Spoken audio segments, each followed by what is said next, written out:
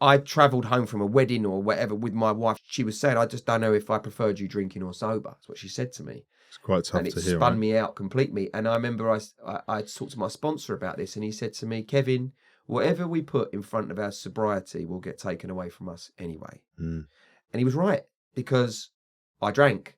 And within 21 months, I was living in an Airbnb with my dog in a flat, and it was over. I still believe that this happens a lot in sobriety. When people get sober, this is a different person now. I'm a different person. The toxic guy that she fell in love with isn't there anymore. He's gone. He's still a bit toxic, especially in his sense of humour. Only sometimes. But he doesn't disappear, and he isn't a liar, and he isn't. Do you know what I mean? He's a different guy. My circuit board is completely new. I'm Paul Scolfor, and this is Powerful. In this series, I come clean about my own sobriety and the journey it took for me to get here. In each episode, I will speak to a special guest about their addictions and how they achieve sobriety and how they maintain a happy lifestyle today. Kevin Bishop is a comic actor with a career spanning 3 decades. From Grange Hill, via Muppet Treasure Island, The Kevin Bishop Show, and when he played Fletch in Porridge. Kevin's been in recovery for 13 years. He had 6 years, had a relapse for a year, and delightfully is 6 years back, sober and strong and very well. In these episodes, we will be talking about drug and alcohol misuse, suicide, sexual abuse, and some other heavy topics. So please take care when listening. Kevin, mate, welcome to the podcast. Thank you for coming. I know you're super busy, so I appreciate your time. It's really nice to be here, Paul. Thank you for asking me on the show. I'm very grateful. When we spoke, you said about where we first met in Hollywood, right? Paul McKenna's house on a Sunday. Lovely Paul McKenna. Great, really great.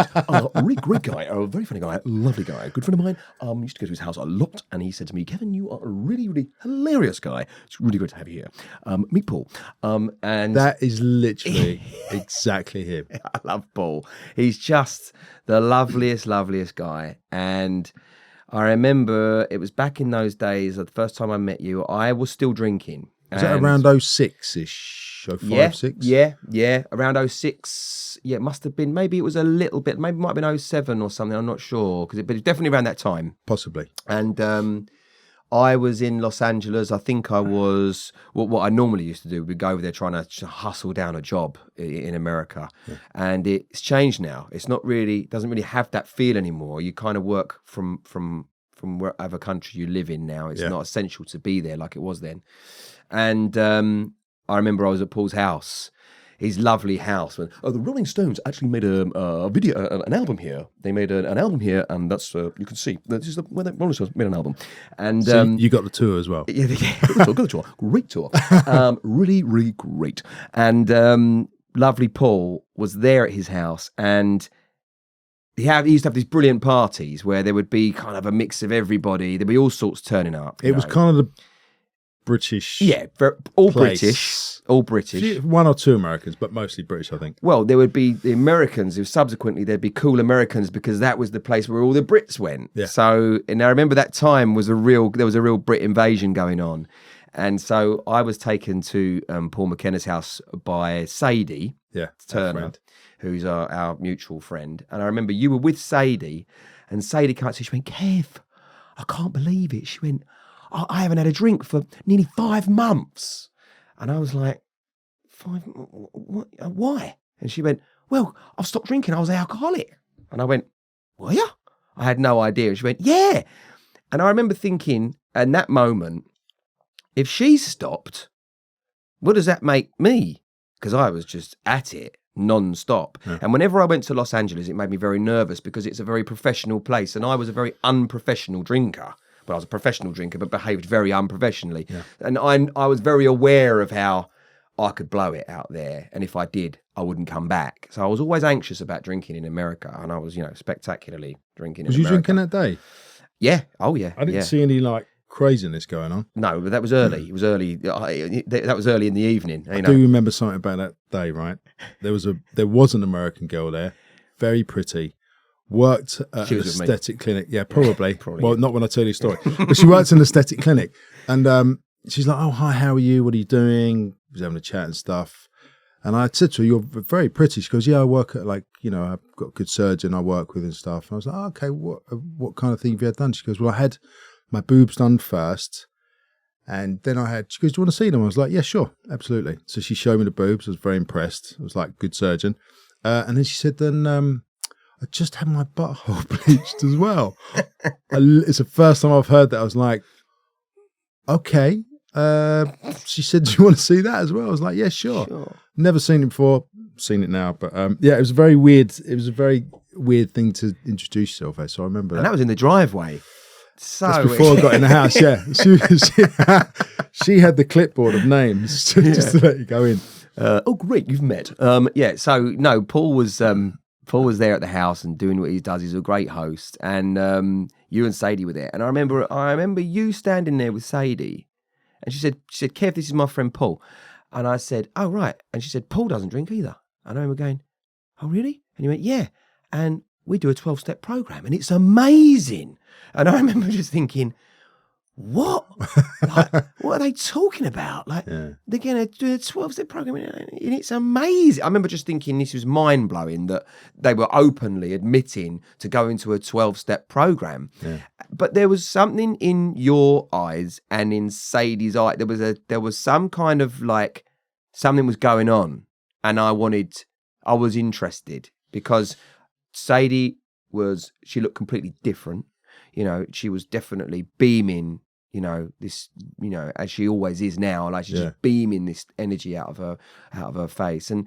And I remember it sowed a seed. It really, really sowed a seed with me. And I really suffered a lot the next couple of years having had that conversation with you. But as we know now, with my sort of practice that I have, is that there are no coincidences. And that lightning bolt moment was you and Sadie. That was the point. Because until then I'd never even thought, it had never even crossed my mind that I would ever go to a 12-step program or need to or want to, or that would be the end of my life if that happened. Then it's time to just that's it, it's game over. That was how I thought in my stigma of what.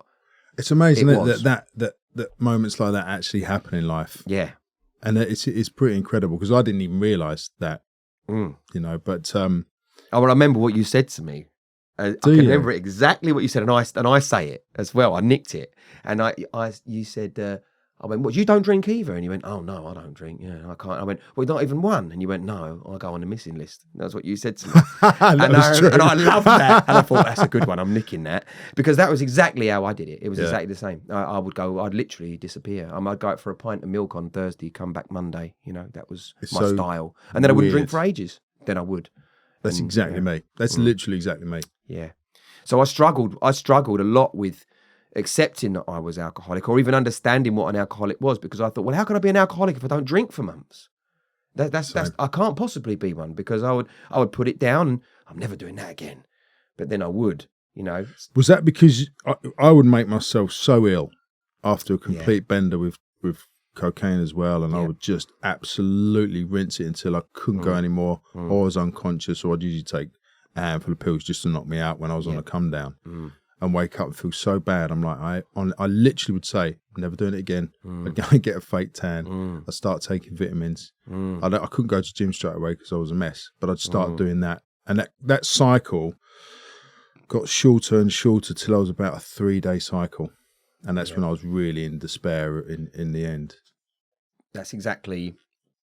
Well, actually, that's where I could see it going. I mean, I consider myself, at the time, I thought I'm so unlucky. I'm in AA and I'm 32. What's the matter? This is horrendous. But I actually look back now and I think I'm so lucky that my alcoholism had such drastic consequences so immediately. Because if I was a happy drunk, I'd probably be drunk now. Yeah. That the truth is that because my drinking was so extreme and my behaviour was so extreme, it brought me to my knees quickly, and I hit that rock bottom very quickly, and so I couldn't drink. It wasn't like, I look at people that might have a weed addiction or something like that, and the thing with weed, I remember someone said once, it's like being kicked to death by fluffy bunnies, you know, whereas my alcoholism was like, you know, people wanted to kill me when I drank. I was everywhere. I was a large person, and as a person anyway, I'm like I'm 3 pints in anyway as a person. So if I've had 3, I've had 6. Yeah. Do you know what I mean? As a person, I'd start making people like nervous, start making people uncomfortable, and people just wanted to kill me. And also I was a pretty wild character anyway. I would do insane things when I was drinking. And so I'm amazed at how long it took me to get to that point where I was like,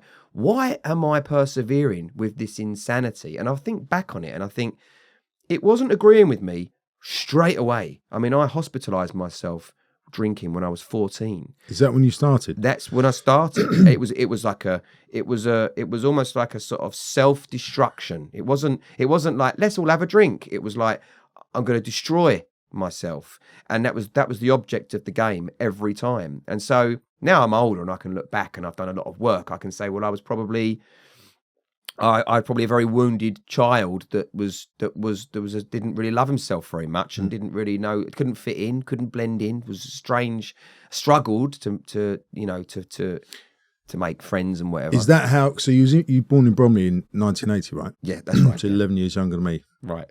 Yeah.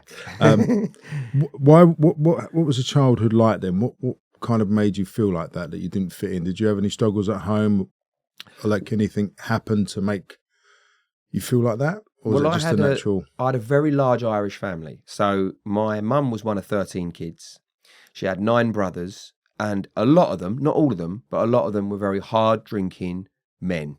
You know, very funny, really hilarious characters, and I really wanted to be like them, and I wanted to handle my drink. I really wanted to handle it. You know, I wanted to be a man. I wanted to handle my drink. I wanted to be that guy that just stood there drinking pints and pints with the lads. And I remember saying to my mum when I was very young, when can I go to the pub? And I'd be like 6.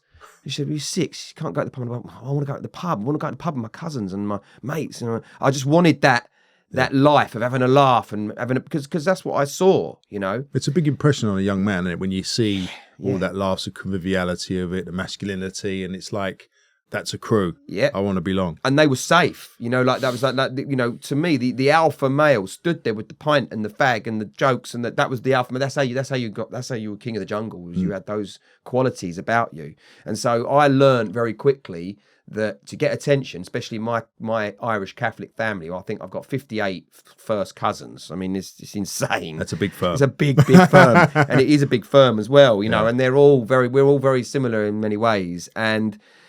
You know, my mum's brothers, she's got 9 brothers, you know, and they're all, you know, really big characters. And a lot of them are passed away now. And also her sisters as well, also very, very funny characters, big characters. And so to get the spotlight, you had to be funny. You know, you had to have something, whether it be singing, dancing, comedy. You know, like comedy was king. You know, that's how you got your slot. If you were funny, if you weren't funny, forget about it. You were a wallflower. You stood there and you sit in the chair and you take it. You know, that was the thing.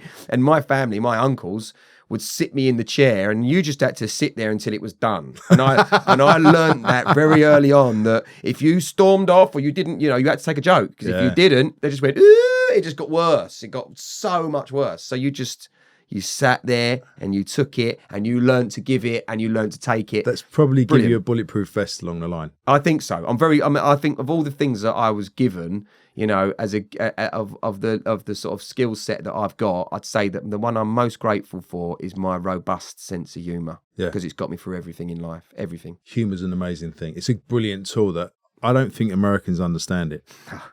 I mean, when I drank, I got asked to leave a lot of parties in America. They're like, dude, why would you say that? And I was like, look, it's just a laugh. I go, man, you can't say that shit. That's really offensive. Like, I'm really offended by that. That just happens to me all the time. I go, dude, get out. That has to happen all the time because of my British sense of humour. Yeah. You know, which is gallows humour, really dark. The darker it is, the better. And that's just the way it was, you know, because we speak the same language as them, but we are very foreign. And I think it's really intelligent. Comedy's very intelligent because you read between the lines, you guess stuff, and you can fill in the gaps and whatnot. And I think my granddad was very funny, and I think he was a war hero. And I think that going through the Second World War and all the stuff they had and rations and whatever, if you don't laugh, if you haven't got other things to, you know, objectify, then it's humour. You have it. You just have to have it. I mean, like, and what I find, I mean, luckily my children, the thing I'm most proud of is that they have my sense of humour. You know, they're bulletproof. And I said that to them. I said, "Do you know what? You'll be all right because you've got that sense of humour." And I've gone through a really unpleasant divorce. Well, I think divorce is supposed to be pleasant, but I went through a particularly nasty one. And I remember in the eye of the storm, I'd be with my girls who they just got me through everything. My girls, they're amazing, and obviously they were going through it as well. And I had this moment where if I had a laugh, I was really having a belly laugh, which would be a rare occasion in the early days. My youngest, Audrey, would just lean over and go, "What are you doing?" I go, "What?" She go, "You're going through a divorce, mate." That is on that level. Yeah. And she'd just remind me, "You're going for a divorce, what are you doing?" It's just that kind of... Come back down, Dad. Yeah, and it was, and the one thing that I'm most, the wonderful thing about me and my two girls is that we have just got a great sense of humour. And the worse things get, if you have that sense of humour, the worse things get, the funnier it is. My house is like that. Exactly. It's the best. I think it's funny. My my wife's Italian, and she had very good schooling, and we have a different sense of humour, but we do punologies and stuff like that. So we just pun around the house, like joking. Now I've got the girls at it, the 6-year-olds doing puns and asking me, "Is that right?" And I love it. Yeah. It's good stuff. Yeah. When you got hammered the first time when you was 14, was it like you felt like you'd arrived because you was now like your uncles were and the family were, or was there something else going on? There was lots going on for me personally at that time, and you don't realise it at the time. But so I lost my best friend when I was 12. He died.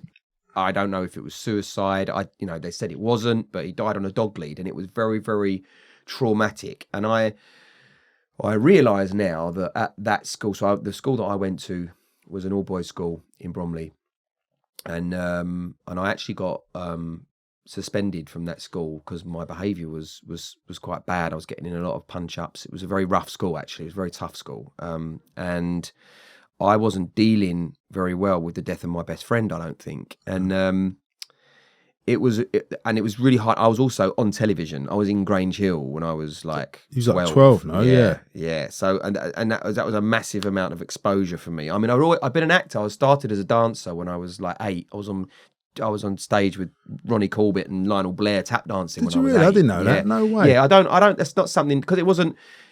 I suppose that was my first professional job. Yeah. Was at that age. So I've been acting and performing for a long time. But did you train in school, or did you go outside of school? Outside of school. So it was a club, really, that my mum encouraged us to do it because it would help us.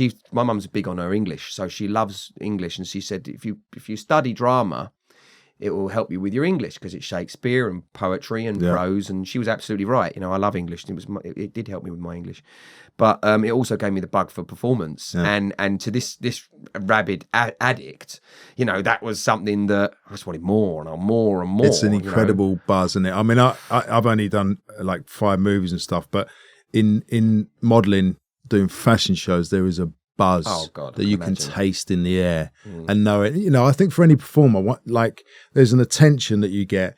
It's an energetic thing as well as a physical thing. Even if it's a makeup artist, hair, producer, sound guy, whatever. It's all about you at that moment. I know it's not about you, but for someone like me, it's about me. And there's this energy that after jobs, especially if it was a big job or a long job, I would just feel so flat.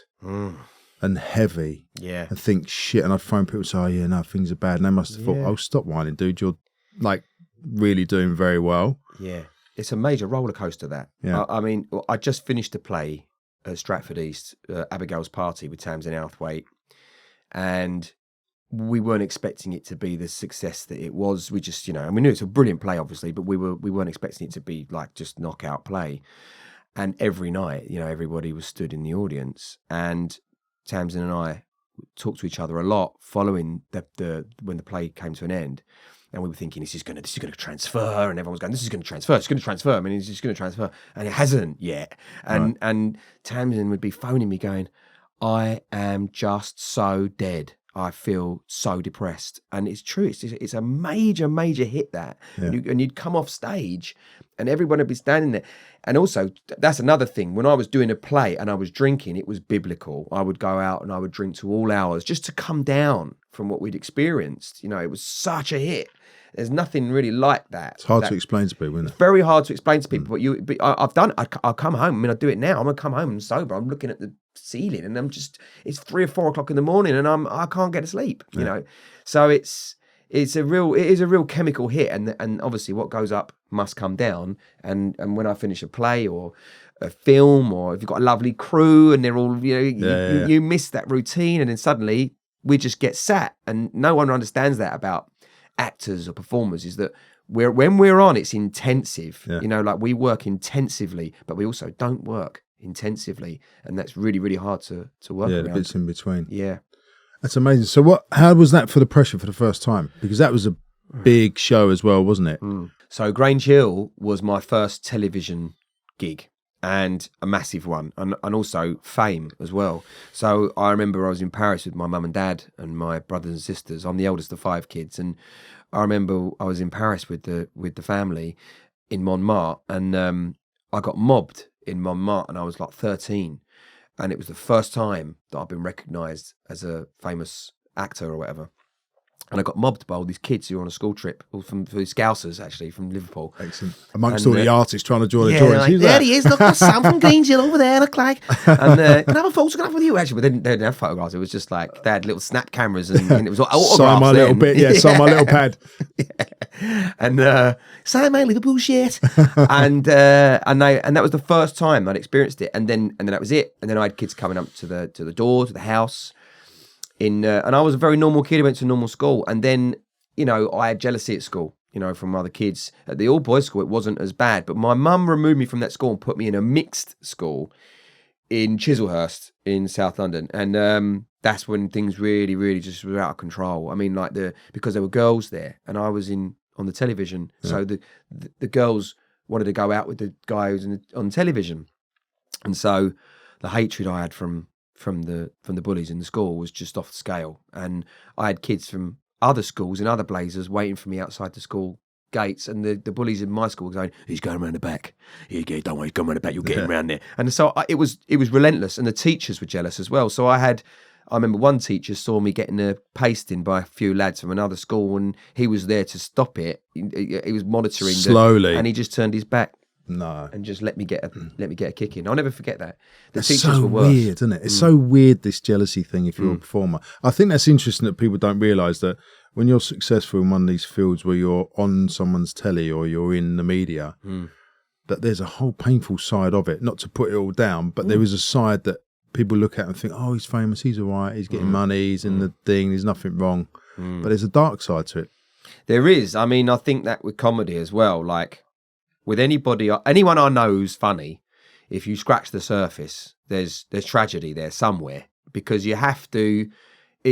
Maybe it's a trauma response. I don't know. I mean, what isn't a trauma response these days? But I mean, I feel that for me, it was, I can't do sincerity all the time. I can do it. If you tell me that your nan's passed away, I can be sincere in that moment. Yeah. But if you tell me that your hamster's died, I might struggle with that. So, depending where it died. Yeah, exactly. Yeah, where did it die? It was a gerbil. But but I just think it's like we all deal with things differently, and I think that that's why comedy is so important, because it is a way that we process things. I remember a friend of mine was asked to leave court because he was laughing so much in the dock. That the judge said, "Get out. This is a really serious case," and it was the nerves that were making him laugh. So, I just feel like, especially if we're British as well, like comedy is something that you develop from a young age. It's usually it's a moment where you go, I can't cope with this, I'm going to be funny. Yeah. And also what I discovered, because I wasn't a big bloke and I wasn't a hard bloke. So for me, being funny was a way out of bullying. So I knew that if I could make them laugh, then they'd warm to me. And they did, it did really work. It did really work. How was your drinking after the first time you had a drink? So my dad has never drank, and it is insane, honestly. My dad is a health and safety inspector, And way. Honest to God, you would never believe that I came out of my dad's testicles. But other than the fact that we look exactly the same. And my dad he was just the best dad growing up. He was just a very reliable man. He turned up on time every night at 6 o'clock on the dot. He was home. Never had boozy mates. Never was off, philandering, or it just was the most solid, decent dad you could have ever asked for. But he did not drink. And I look back now and I remember thinking, God, Dad's so boring.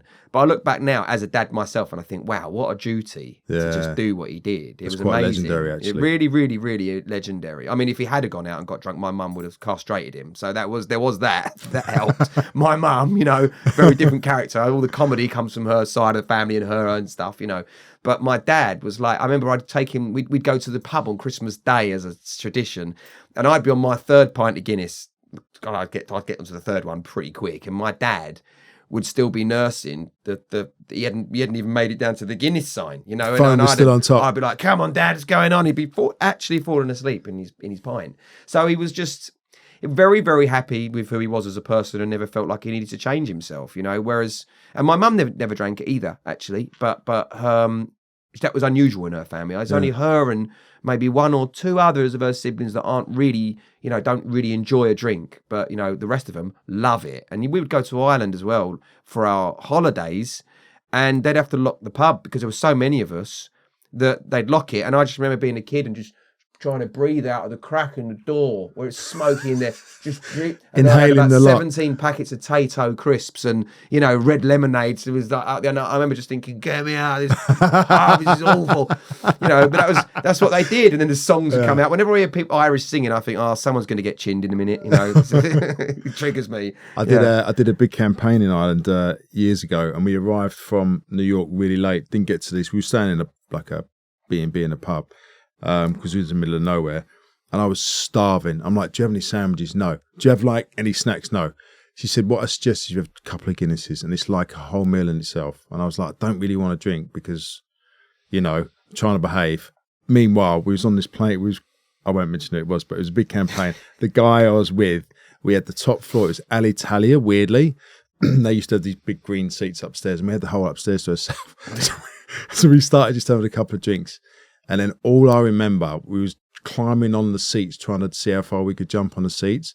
And then I woke up in the toilet with a burn mark on my head, like crammed sideways like that. And I can't remember what happened, but the blue stuff that was in the toilet had burnt like a whole mark in the side of my head. I was like, oh my God, we're shooting tomorrow, this campaign. I mean, I remember, so as a child actor in the early 90s, I mean, this is the thing. I reckon I've noticed how professional the industry is now compared to what it was then. And it was perfectly acceptable for you to get absolutely bladdered the night before filming, and I would be like 15, and I would be completely bladdered up till 3 or 4 a.m. with the other actors, and the producer would be like, "Good night, everyone," and they'd see me. I mean, can you imagine now? You've got a 15-year-old, 4 a.m. He's been picked up at 7. And they'd be like, "Oh, Kevin, maybe go to bed fairly soon." But they'd be horrified now, and they'd have a chaperone as well. They'd be like lawsuits flying and bits of paper everywhere. And that's what everyone said to me. They say, "Oh, were you a child actor? Were you molested then? You must have been." Like, nobody laid a finger on me. Like literally nobody laid a finger on me, and I don't know why, because I saw everything, and I put myself in some serious situations, but. Not even, it's a shame actually, because I was very attractive. It's really not. Could my have a few cheap actually. nights. Yeah, I mean, come on. I was an 11, but no, but it was a wonderful business, and there were some great characters in it, and I miss those characters. You don't really see them coming through anymore. Those hard drinking, big character, big stories, anecdotal actors. It's too professional now. It's like football. I remember, one of my favourite memories, I was on Casualty as well for as a semi-regular. I was Soraka Cusack's son, and so I kept going up and down all the time. And I remember I was just like, I was so hungover, I wanted to die every time we filmed. And I didn't realise, obviously at the time, I was an alcoholic. I just didn't know that. I just thought I was a young guy. He was a bit too much fun. I was a full-blown alcoholic, and then I would go home to my normal life and be normal again, and then back into and I associated work with oh, now it's time to party. We're in a hotel. I didn't see it as a professional thing. It was like, oh, I've got a job. So that means drinking every day for the job. That was the mentality. This is the 90s, And how did you remember your lines? Well, that was one thing. If you're a child actor, you're that's the one thing that's just drilled in, isn't it? From a young age, Everyone always asks me that. Everyone always says, "How'd you learn lines?" And and that's the easiest part of it for me. But to retain them, like if you've got a hangover, or it's just you had them and that was it. I wasn't obviously on my best form. I was seriously underperforming. But that's how it was. Everybody, and it's not that I was the only one. Like everybody was doing what I was doing, and if you.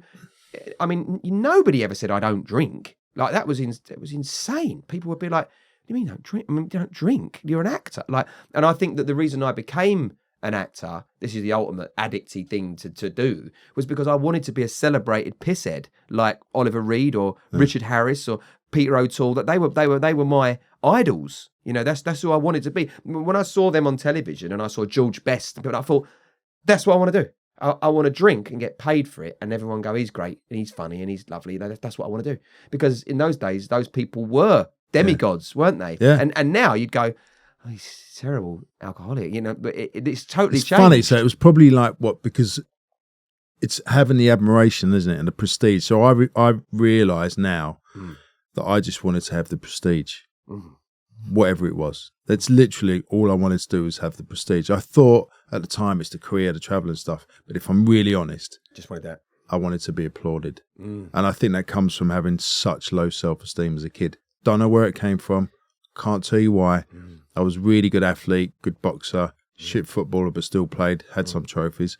But I just had this real, I just used to sit there thinking, how are these guys having this conversation? I don't even know how people talk.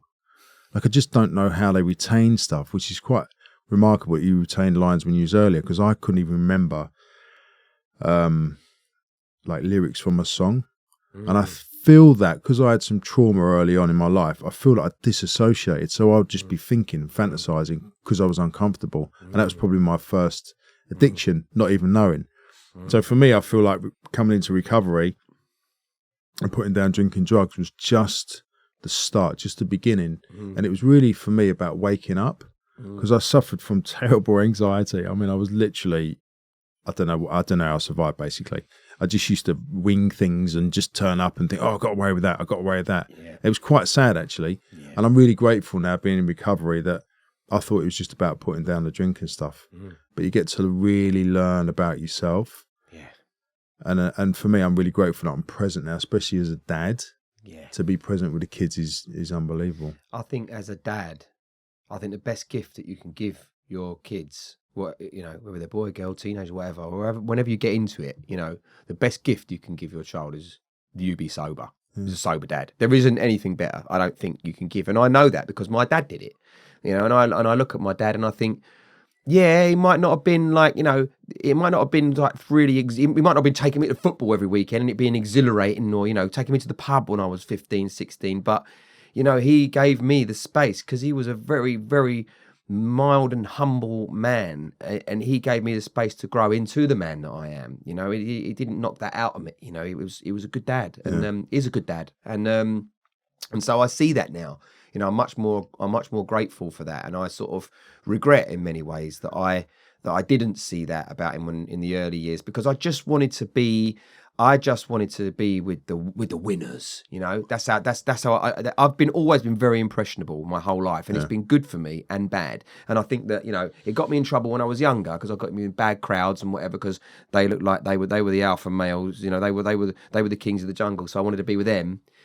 But now I look at it in terms of recovery, I also stick with the winners in that. Yeah. My being impressionable in recovery was really good for me, because I looked at people who they basically had got a hold of their life, and that's what I wanted. When I looked at those people that were sober, but they were smashing life, they had their businesses sorted out, they were loving life, they were doing things, they weren't just sitting there unemployed and being legends by a bar or whatever. Yeah, and then turning up to the midday meeting and having a cup of tea and some biscuits and then sitting there and moaning. The ones that were cracking on, I was like, yeah, I'll have a bit of that because I'm impressionable. So it gave me a good recovery. Yeah, it's a good way of looking at it, actually. definitely. Yeah, it's funny. I think I don't know if it's a boy thing, but I had that when I was younger.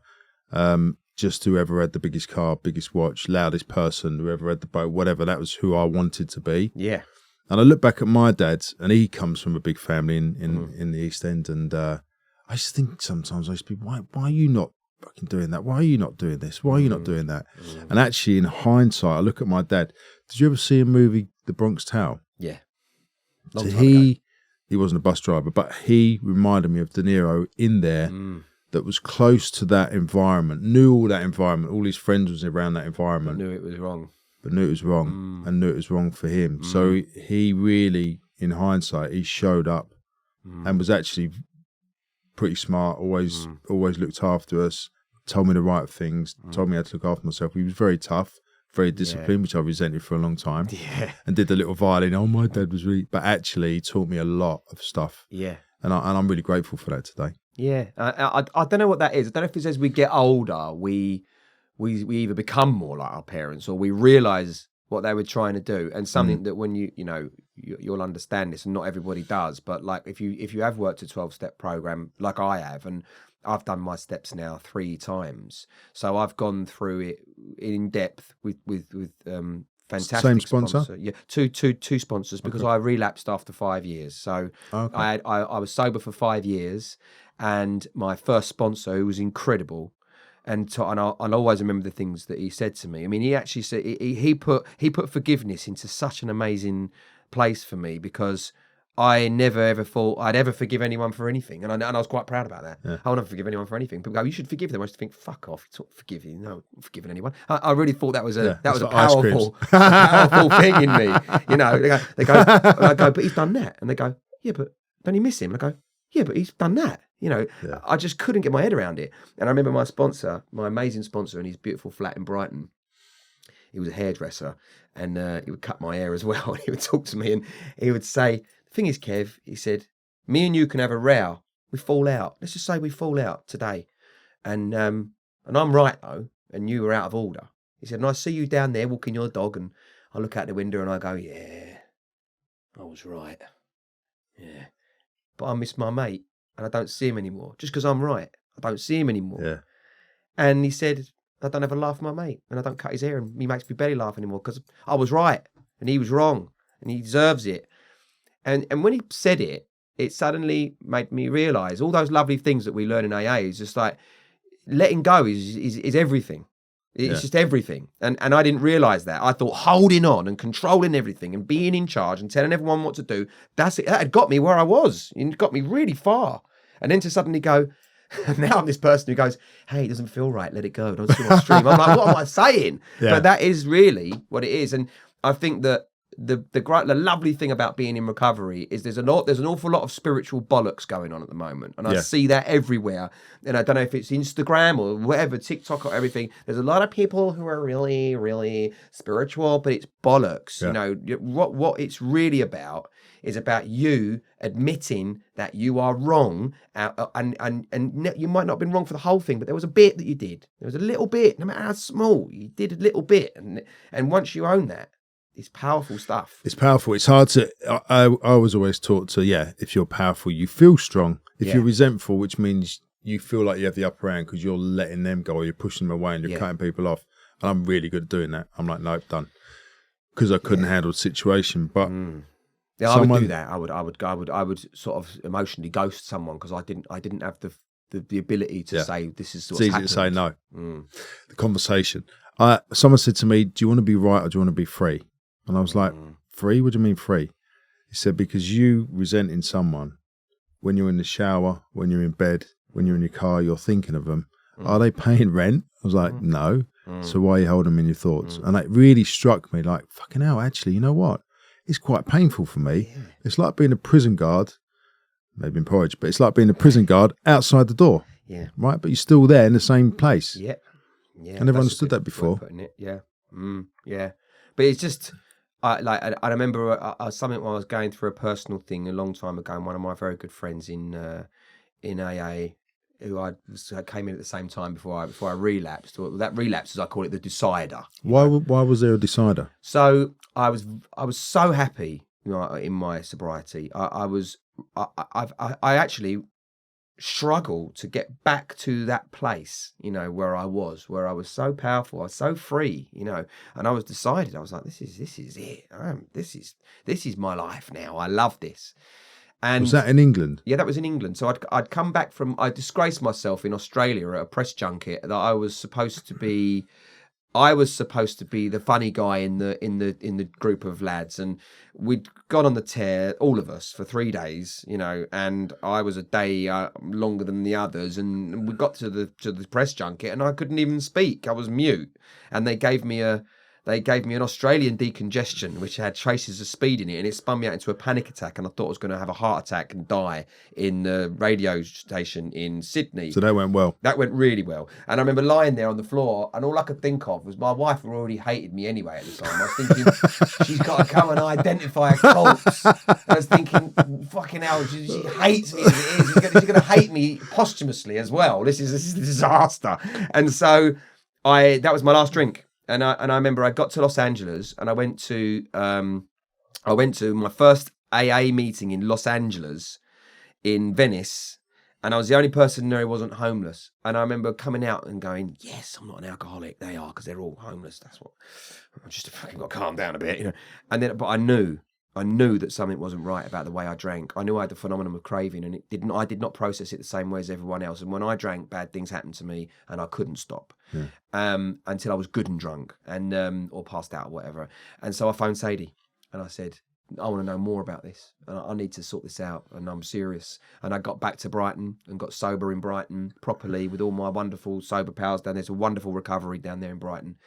And I went every single morning, in the middle of the day, in the evening, like sometimes 3 meetings a day, and I worked out what recovery I wanted and what I didn't, and the morning ones with me, the early mornings, 7:30, I loved those ones. And someone said in the meeting, they said the early mornings are for the desperate and the dedicated, and I thought, yep, I'll have that. That's for me. Good. And so I kept on going to those, and I loved my life. But what went wrong, to answer your question, was that I had given my wife a very hard time in my drinking. She loved the drink. She loved the party, but she didn't do what I used to do. And so I, if you come out drinking with me, you need to bring a passport. That was the way I did things. And so she didn't really want me to stop completely. She just wanted me to stop doing what I was doing, but don't stop completely. Just the damaging part, but And I remember when I stopped, and do you know what? I travelled home from a wedding or whatever with my wife, basically with a drunk, and it was quite unpleasant actually when she was drunk. Could be. And I remember thinking, doesn't matter what I put her through. Doesn't matter. I was so robust. It didn't bother me at all. I was bulletproof. And I thought, I deserve it. It's fine. And I had no problem at all. But of all the people I thought would encourage me to drink again, I didn't think it would be her. I had two beautiful kids, and she said to me, I think she just missed her drinking buddy. And I thought, well, I don't want to be that guy. I don't want to be the boring guy. Oh no, I'm supposed to save my marriage, not end my marriage. What's going on? And she turned around to me, and I remember she was saying, I just don't know if I preferred you drinking or sober. That's what she said to me. It's quite tough to hear. And it spun me out completely. And I remember I talked to my sponsor about this, and he said to me, Kevin, whatever we put in front of our sobriety will get taken away from us anyway. And at the time, I remember thinking, whatever, you don't know my marriage, you don't know what I'm going through, I've been with this person all my life, and you don't realise. And he was right, because I drank, and within 21 months I was living in an Airbnb with my dog in a flat, and it was over, and so he was right in many ways. But I still believe that this happens a lot in sobriety. When people get sober, this is a different person now. I'm a different person. The toxic guy that she fell in love with isn't there anymore. He's gone. He's still a bit toxic, especially in his sense of humour. Only sometimes. But he doesn't disappear, and he isn't a liar, and he isn't. Do you know what I mean? He's a different guy. My circuit board is completely new, and so it's hard for the partner, because they're like, who's this guy? Yeah. Who's that? Where's that guy that I hated him, but who had a balance, but who's this guy? This new bloke. So, and I hear that a lot in the rooms. I hear about marriages failing when people get sober. But if your marriage fails when you get sober, it's meant to. Yeah, exactly. That's what I think. And I'm so glad that I've gone through what I've gone through and that I've processed my, and actually my divorce, which has only just gone through, I didn't pick up a drink. Yeah. And I'm now 6 years sober. And I'm so grateful. I don't know how I'd managed to get through it, but I did not pick up a drink. And had I picked up a drink and drank through the sadness of a divorce, the process that everyone does, if I'd have been that guy who's in the Weatherspoons and, postponing the pain. Exactly. Then I really think I might not bounce back from that, if I'm honest. Yeah. So I'm glad that I did everything on, life's terms as opposed to drinking through it. That must have been quite a painful time, though. Because if you learned that much about yourself, I think the thing for me was when I saw meetings on TV. I remember like Meatloaf and Fight Club and other things. I just thought, what are those people doing? They're so not me. You don't know who I am. Still thinking I want to be a legend and having fun. And I never knew. I thought it'd be boring, And sometimes I say this. Sometimes I can cut my lawn and sort of look over at my neighbour. And just think, I have no idea. No idea at all. But I like that because I feel like people say to me, don't you miss drinking? Don't you miss that? And I'm like, no, I don't. No. I don't at all. And they say, oh, you're boring. And I'm like, no, actually, when you think about it, if you have to have a drink, you're boring because you can't have a laugh as you are. Yeah. You can't enjoy life as you are. Yeah, there is, right?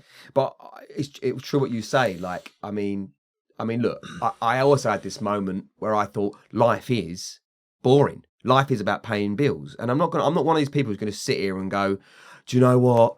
Well, I'm so happy. Like, it was terrible when I drank. It was miserable. Yeah, it was, but it was amazing as well. I mean, I did extreme things, but they are the best things, and I'm so glad I did it. And I don't. And I can sit here now and talk very candidly about the terrible things that I've done. I'm very open. I don't really hold much back because I feel like that's part of who I am. Yeah.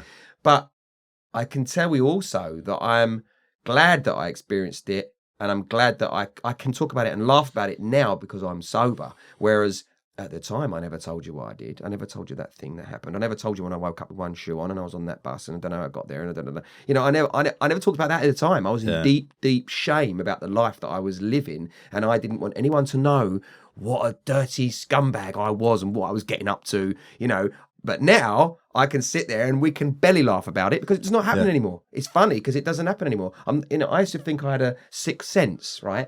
So I'd go out the door and I'd go, something I've got a bad feeling about tonight. We can't go out. So I'm telling you, I've got a bad feeling. My wife go, what are you talking about? What's the matter with you? You're always saying this. I'll go, no, I can't. I've got a bad feeling. I'm telling you, something bad's going to happen. And something bad would happen. It would be biblical. It would be terrible. And I'd say, see, I told you, I had a sixth sense. And it's funny, now I don't drink. I don't know, my sixth sense has gone on back to 5 because the truth is that I know I'm coming home at 10:30. What it was I was in denial. I knew I was out of control. Yeah. And I did not know as soon as I put that drink in my body where I was going to go. It was roulette every time I did it. And sometimes were brilliant, but every now and then there was a bullet in the chamber, and it would blow my brains out. And I just got sick of my odds. Like you said, like the cycles were getting. Every time it was like musical chairs. Someone had put another bullet in the chamber every time I got away with it. And in the end, it's every time. Yeah. So, but I love my new life. It's the best. It is. It really is. And like, the one thing about this program is it is not easy. But it is simple. It isn't easy, but it's so simple. And I talk to people and they go, yeah, but they're trying to intellectualize the whole thing. I'm like, you might be right, but just don't drink today and see how you get on. It's not an intellectual program, is it? No. How are you with creativity? Because I must say, when I first come in, I have some brilliant stories, and I am so glad that I've experienced all that stuff in my life. Yeah, genuinely. Amazing. There's a few, maybe not, but I'm so glad I am today. And sometimes I do feel a little bit fidgety, like something's got to go on. But how are you with creativity? Because when I first come in, I didn't actually work for like a year and a half. And I went to a little acting school around the corner. And fortunately, my acting teacher was sober at the time. I didn't know, and I did some really bad performance. Trying to be an alcoholic, he's like, that's not how you do it. I was like, I'm telling you, I know how it is. He's like, no, I'm telling you, I know how it is. And he said, I'm 13 years sober.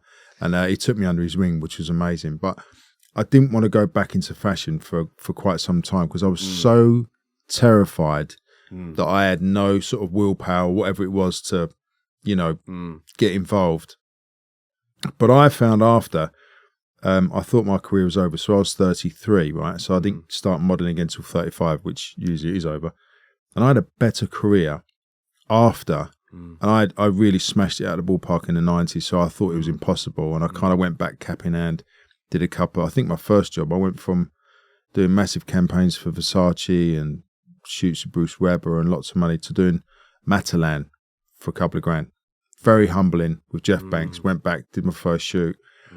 And I really needed that because it was humbling, but I was like, I'm grateful that I'm working again. I'm actually, the set looks different. It feels different. It's not all about me. It's like about the product and about the people. And I walked away from that job feeling really grateful, where I before had a lot of money and was like, oh, where's the next one? What's going on?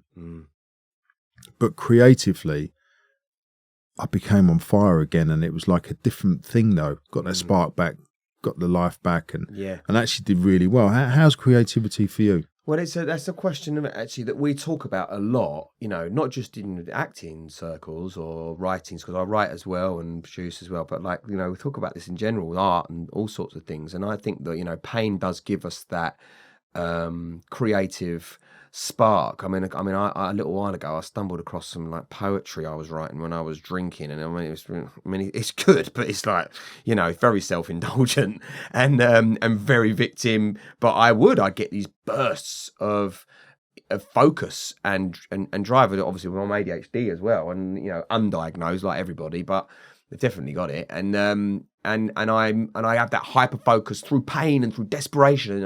And I remember in the old days, I would sit and write a script in 2 weeks, a film script, and would not leave the room, And now I'm older and I'm sober, that doesn't happen. But the ideas are still there. They're still there. They're not as frequent as they were when I had the Kevin Bishop show, in where I used to write 350 sketches a series. I don't even know where I'd start with that. That's now. insane. Yeah, I don't know. I honestly don't know even where I would even begin to do that. I don't even know I did it then, because I was really at it in those days.